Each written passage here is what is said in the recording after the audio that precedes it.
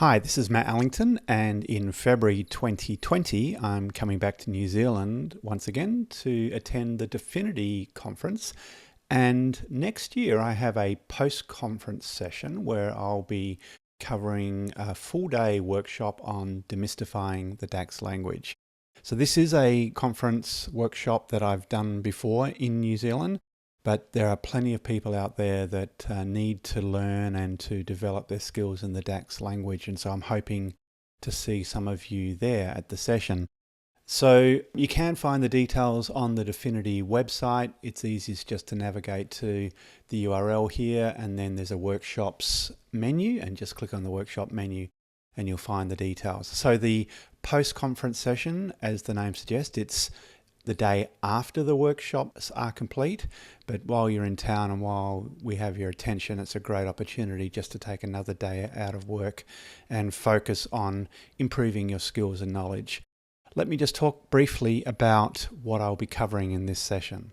So this is a high-level overview of the run-through for the day.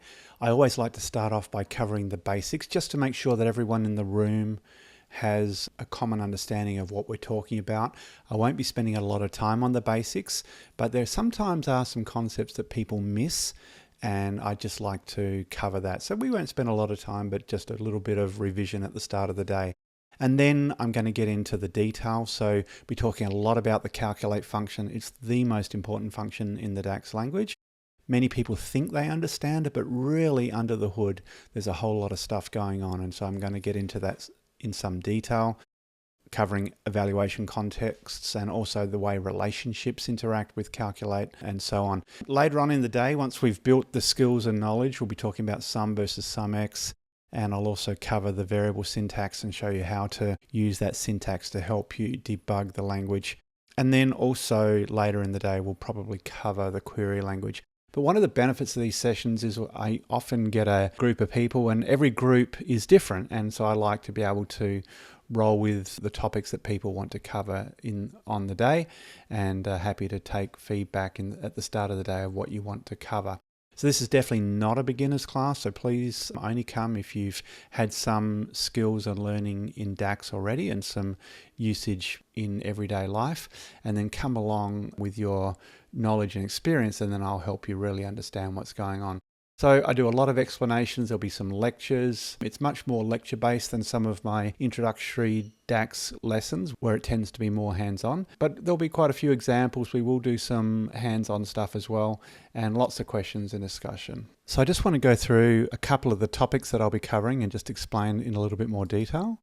So on the topic of evaluation context, the things you need to understand are row context and filter context. And what I'm going to explain to you is that these two things are not the same, and I'll do it in such a way that you clearly understand at the end of the session. So you can expect to come away with a clear understanding of how that all works. When we get to the sum versus SumX topic, I will talk about the difference between the two and how they're similar but how they're different. And I'll also then go into some detail about when you should use each of the approaches, and I'll talk about well-written SumX formulas and poorly written SumX formulas, once again in a way that you'll understand.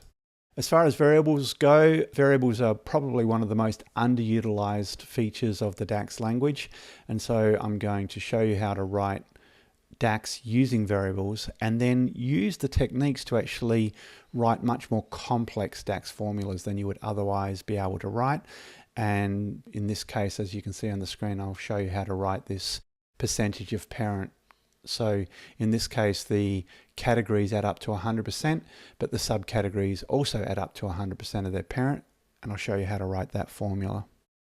So that's it. I would love to have you come along to the post-conference session, 20th of February 2020 in New Zealand. Hope to see you there.